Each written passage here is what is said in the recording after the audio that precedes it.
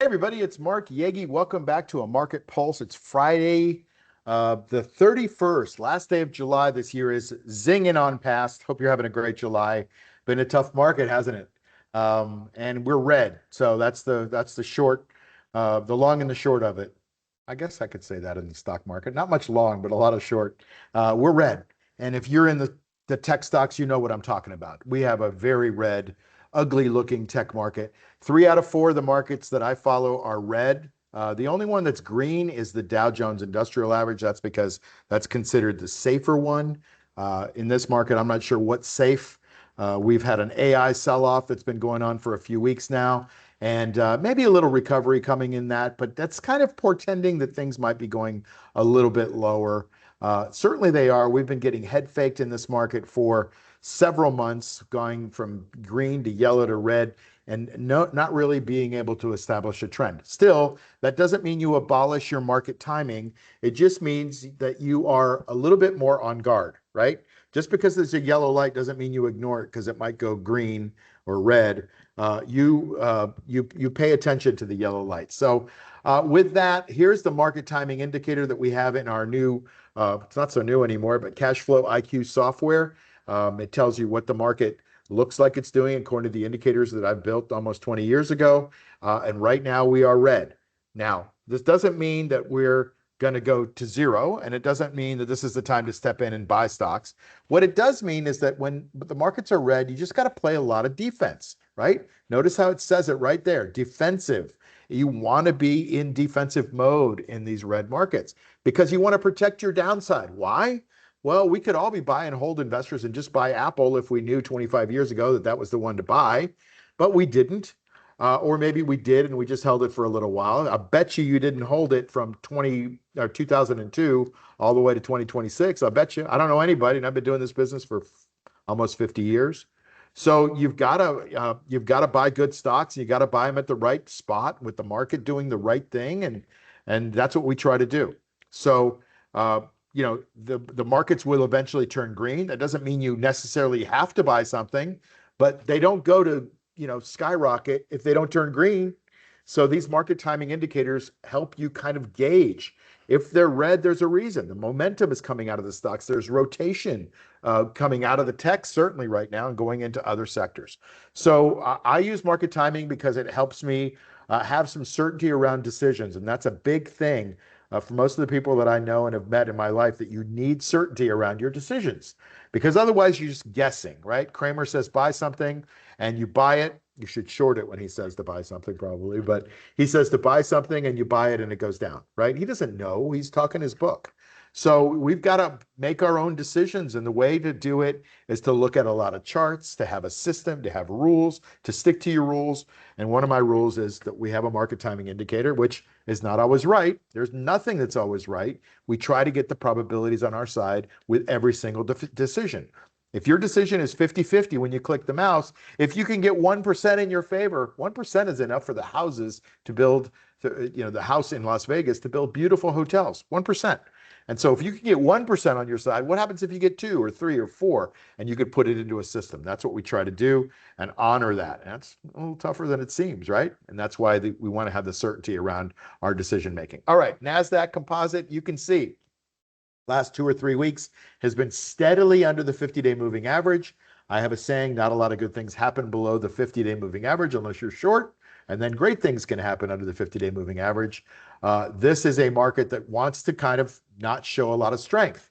And these people that bought up here, you'll see it chart after chart that I'm going to show you. These people that bought up here wish they had sold, and when it starts to go back up, they're going to be the people that are going to be the sellers. And so you're going to have, the lower these markets go, the more sellers you're going to have above you. That's called overhead supply. And so there's some bit of overhead supply that's getting created here in the NASDAQ. We saw this happen last year too, where the market was really down and it was down for quite a while and then it popped up. Now the S&P 500 looks a little better. It's still below the 50, but it's above this little, this ascending trend line that I drew here. So that's good. And it didn't really go down and test the 200. So this is not bad right here. Same thing with the New York Stock Exchange Composite, except it's way over the 50-day moving average. That's kind of a good thing. It's still, the momentum is not there to keep us high. However, looking at the volatility index is actually not too bad. Look back here where it was 35. Today it's 17, half that. So there's less panic in the market, less volatility. We, as covered call people, we like a little more volatility, but we don't want our stocks to go down. And so, this is kind of flattish right now, even though we've had this crazy week with the Fed and all that stuff. Apple, however, is having a horrible day. And so Apple is down 10%. It's down on significant volume, 264% volume.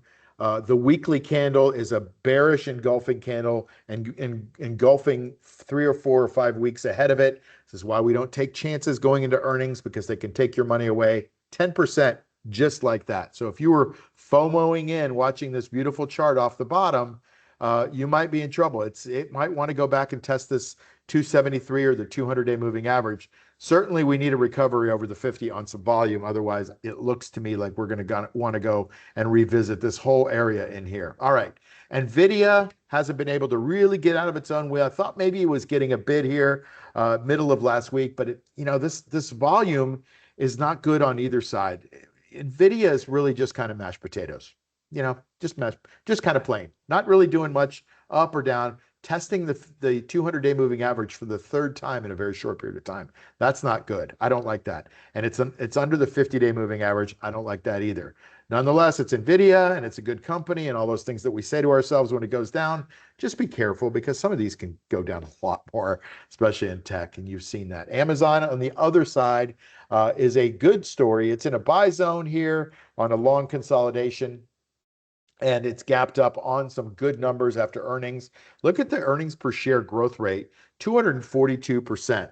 That's pretty darn good, right? They're doing some stuff right over there at Jeff Bezos' shop. So that's pretty good.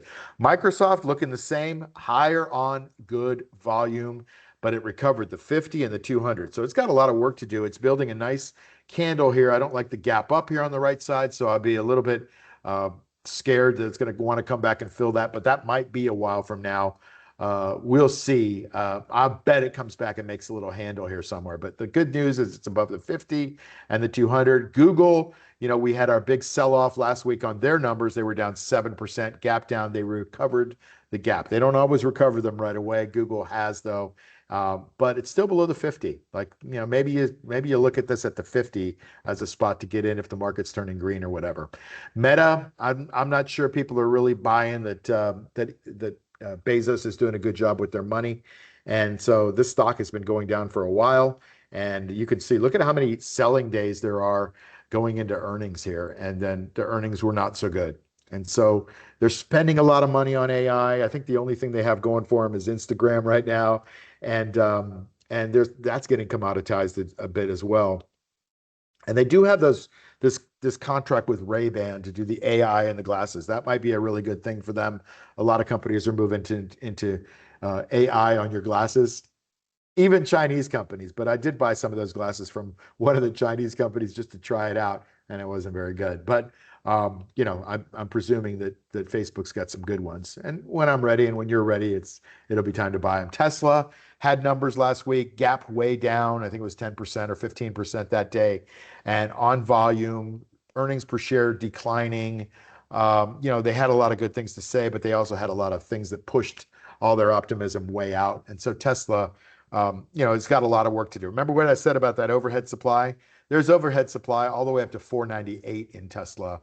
And now it's at almost 298, down 50% practically from its all-time high. Great company, Elon Musk, blah, blah, blah. But the stock doesn't care about all that stuff. The stock cares about supply and demand. And that's what's going on, is there's a lot of selling.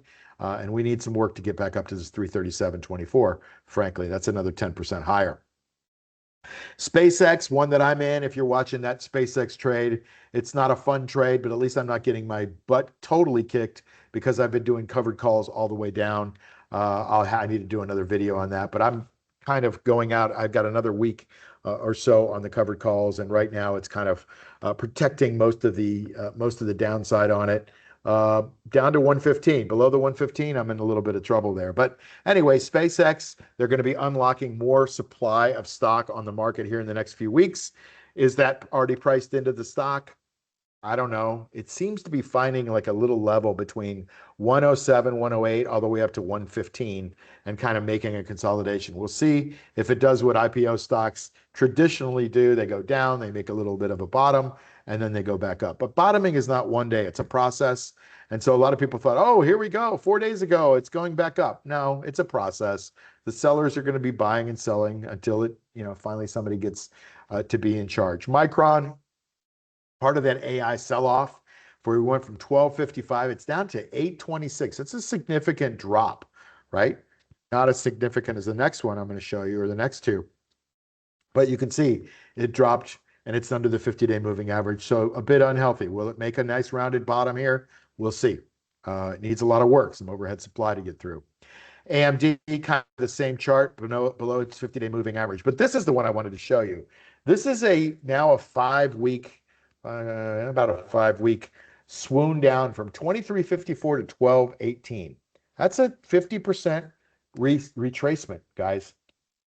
And a 50% is more than 50% at the bottom there.